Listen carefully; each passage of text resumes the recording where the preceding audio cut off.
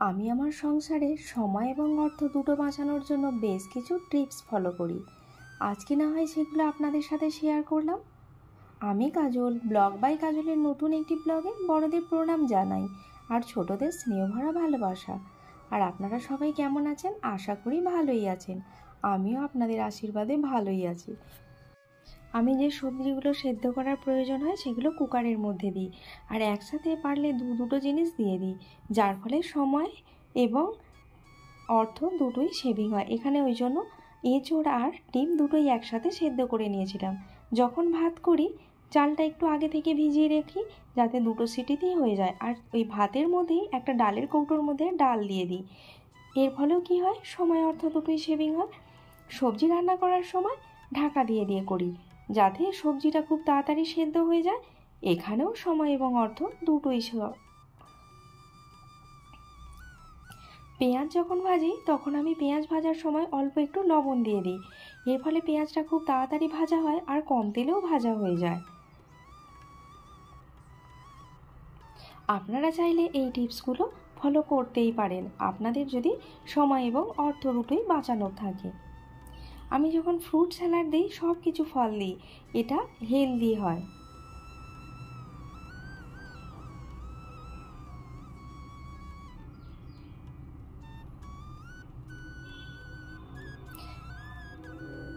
Tips follow করতে করতে সকাল হয়ে গেছে। তো আজকের সকালটা অনেকটাই কুয়াশাযুক্ত, তাই সকালবেলা আমার সোনাকে যখন স্কুল পাঠিয়েছি ওকে মাস্ক পরিয়ে পাঠিয়েছি, যাতে ডিরেক্ট কুয়াশাটা ওর নাক দিয়ে শরীরে না প্রবেশ করে ঠান্ডা না লেগে যায়। আপনারা চাইলে কুয়াশার দিনে আপনাদের বাচ্চাদের মাস্ক পরিয়ে স্কুল পাঠাতে পারেন, এর ফলে ওদের সর্দি লাগাটা অনেকটা কম হতে পারে। আমি যখন ব্রাশ করি বা কোনো কিছু করি তখন কলের ট্যাপটা খুলে রাখি না, ট্যাপটা বন্ধ করে রাখি, অল্প অল্প করে খুলি আর জল নিই। এর ফলে জলটাও অনেক সেভিং হয়। আমি কাঁচের বোতলে জল খাই, কেন জানেন? আমার হেলথ কিছু ইস্যু আছে, সেই জন্য। সেগুলো আমি কিভাবে কন্ট্রোল করি অবশ্যই একদিন আপনাদের একটা ভিডিওতে জানাবো, যে কেমন আমি বিনা মেডিসিনে আমার হেলথকে কন্ট্রোল করি। বাইরের বারান্দাটা আমি জামা কাপড় শুকোতে দেওয়ার আগে মুছে দিই, কারণ ওখানে অনেক ধুলো থাকে, যাতে এই ধুলোগুলো আমার জামা কাপড়ে না লাগে, তাই ওটা আগে মুছে দিই। বিছানা যখন গোছাই, বিছানা গোছানোর সাথে সাথে কম্বলটা একবার রোদে দিয়ে দিই, যাতে কি হয় কম্বলের জীবাণুগুলোও মরে যায় আর কম্বলটা একটু গরম হয়ে যায়, যাতে খুব ভালো লাগে।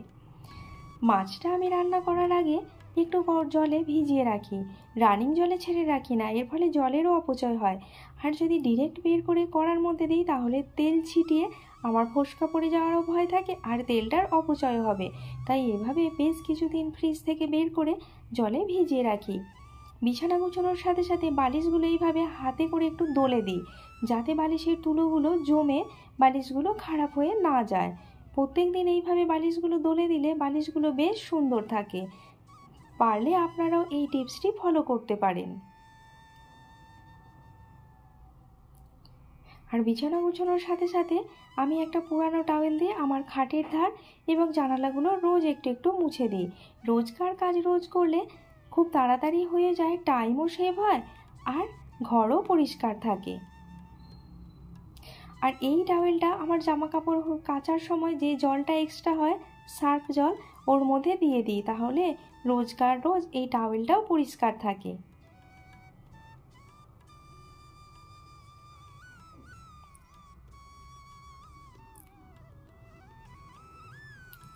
দেখুন মাছগুলো কেমন বরফ থেকে ছেড়ে গেছে।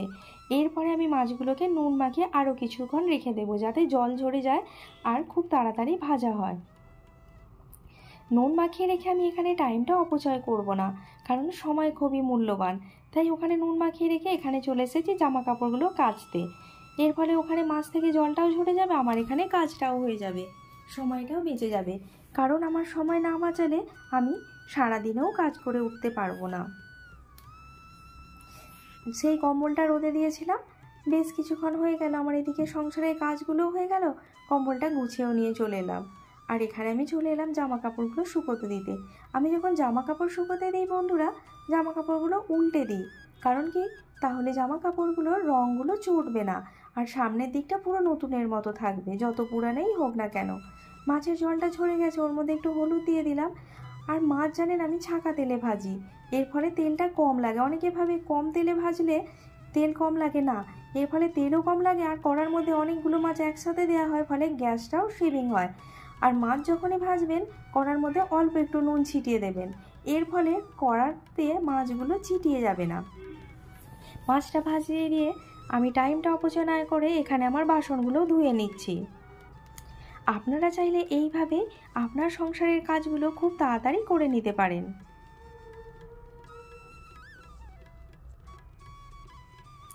আর জানেন তো, আমি ঘরটা সকালে ঝাড় দিয়ে দিই, রান্নাবান্না হয়ে গেলে তারপর মুছি, যাতে ঘরটা চিটচিটে মানে তেল চিটে না পড়ে।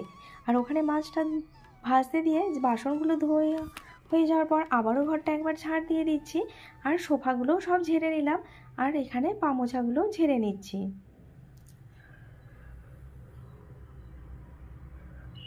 চলুন, এখানে কাজগুলো করতে করতে মাছটার এক পিঠ হয়ে গেছে, উল্টে দিই।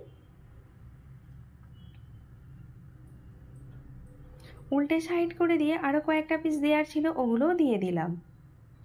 এইভাবে আপনারা মাছ ভাজলে টাইমও সেভ হবে, আর মাছগুলোও কড়াই জড়াবে না নুন দিয়ে ভাজলে। এইভাবে যদি আমরা প্ল্যান করে কাজ করি না, যেটা 4 ঘন্টার কাজ সেটা 2 ঘন্টাতেই হয়ে যাবে। সর্ষে আমি যখন বাটি, এমনিতে আমি সাদা সর্ষে খাই, কারণ কালো সর্ষেতে অনেকেরই গ্যাস হয়, সাদা সর্ষেতে সেইটা হওয়ার সম্ভাবনা থাকে না। সর্ষে বাটার সময় অল্প হলে আমি ওটা শুকনো গুঁড়োই, তবে অনেক সময় শুকনো গুঁড়োলে তেতো হয়ে যাওয়ার ভয় থাকে, সেই জন্য ওর মধ্যে অল্প একটু নুন আর শুকনো লঙ্কা মিশিয়ে নিন, তাহলে তেতো হবে না। আর হ্যাঁ, ওই পেস্টটা বানানোর সময় আমি ওর মধ্যে একটা টমেটো দিয়ে দিয়েছিলাম, যাতে মাছের ঝোলটা একটু ঘন হয়। আর নামানোর সময় অল্প একটু ধনেপাতা দিয়ে দিলাম, যাতে এটা খুব টেস্টি হয়। আর জানেন তো, আমি আমার সোনা চলে যাওয়ার পর সমস্ত রান্নাবান্না করে নিই, যাতে গ্যাসটা একেবারে মুছে নিতে পারি। আমি গরম কড়াই জলে নামিয়ে দিই, যাতে ওটা খুব তাড়াতাড়ি পরিষ্কার হয়ে যায়, মানে পরিষ্কার করতে আমার খুব সহজ লাগে। আর গ্যাসটাও গরম অবস্থায় মুছে নিই, যাতে গ্যাসের তেল চিটিগুলো খুব সহজেই উঠে যায়।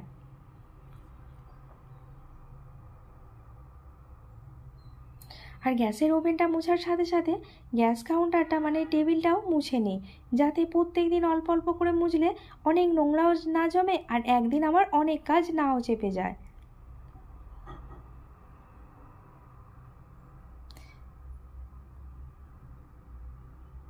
আর বেসিনটাও সাথে সাথে মুছে নিই। এরপর চলে এসেছি চান করে খেয়ে দিয়ে, যেহেতু চুলটা ভিজে একটু বসে টাইম পাস করতে হবে, ওই টাইমটা আমি ওয়েস্ট না করে কিছু কাজ করে নিই। আর জানেন, আমি যখন এরকমভাবে ঘি বানাই, গ্রাইন্ডারের বোলের মধ্যে দিয়ে একটু ওটাকে ঘুরিয়ে নিই, তাহলে কি হয়, হাতে করে ওই যে স্ম্যাশড করে যে 15 মিনিট 1 ঘন্টা টাইম লাগে, সেটা 5 মিনিটে হয়ে যায়। 1 ঘন্টার কাজ 5 মিনিটে। তারপরে এটা একটা বাটির মধ্যে ঢেলে বা একটা বড় জায়গায় ঢেলে ভালো করে জল দিয়ে ধুয়ে ওর থেকে আমি ছাঁচটা তুলে নিই, ওপর থেকে যে বাটারটা তুলে নিই, আর খুব ভালো করে ধুয়ে নিই, যাতে ছাঁচটা না থাকে আর জল না থাকে। এভাবে হাতে করে নিগড়ে নিই, কারণ জল থাকলে গ্যাসের ওপর বসালে অনেক গ্যাসেরও খরচ হবে, আর ওটা হতে অনেক দেরি হবে ঘি। তো চলুন ঘিটা বসিয়ে দেওয়া যাক। এখানে ঘিটা হচ্ছে, এই টাইমটা তো আমার লস হবে, তাই চলুন এই সময় আরও একটা কাজ করে নেওয়া যাক। আটাটাই মেখে রাখি, কারণ সোনা এসে রুটি খাবে। আটা মাখার সময় আমি এই টিপসটা ফলো করি, থালার মধ্যে নুন দিয়ে আর জলটা আগে দিয়ে দিই, দিয়ে তারপর আটাটা দিয়ে মাখতে থাকি। এরপরে থালার মধ্যে আটাটা খুব একটা চেটায় না, নোংরাও কম হয়। আর আটাটা গরম জল দিয়ে মাখলে শীতকালে দেখবেন রুটিটা আপনি যতক্ষণ খুশি রেখে দিন খুব নরম থাকে। আর রুটির আর কিছু টিপস আমি ফলো করি, আপনাদের অবশ্যই একটা ভিডিও করে জানিয়ে নেব। আর ঘিটা একটু হালকা গরম অবস্থায় আমি ঢেলে নিচ্ছি, এর ফলে আগের যে পুরানো ঘিটা ছিল ওটাও গলে যাবে, আর ঘিটা বেশ সুন্দর থাকবে। ঘিটা ঠান্ডা হয়ে গেলে তারপর ওই কৌটোর মুখটা আমি বন্দি করে রাখবো। ততক্ষণ আরও কিছু কাজ করে নিই। জামা কাপড়গুলো শুকিয়ে গেছে, তুলে নিয়ে এসে সাথে সাথে আমি ফোল্ড করে নিই, যাতে প্রত্যেক দিন আমাকে জামা কাপড় আয়রন করতে না। আজকে এই পর্যন্তই, এরপর সোনাকে আনতে যেতে হবে, তাই রেডি হয়ে নিচ্ছি। যদি ভিডিওগুলো ভালো লেগে থাকে অবশ্যই বন্ধুদের মধ্যে শেয়ার করবেন, যাতে যাদের খুব তাড়া থাকে তারাও এই টিপসগুলো ফলো করে তাদের সময় এবং অর্থ দুটোই বাঁচাতে পারে। আর আপনারা যারা আমার ভিডিও দেখেন তারা অবশ্যই শারীরিক আর মানসিক দিক থেকে সুস্থ থাকবেন, এটাই কামনা করি। তো আজকের মতো বিদায় বন্ধুরা, দেখা হবে আগামীকাল অন্য একটি ব্লগ নিয়ে। Bye bye.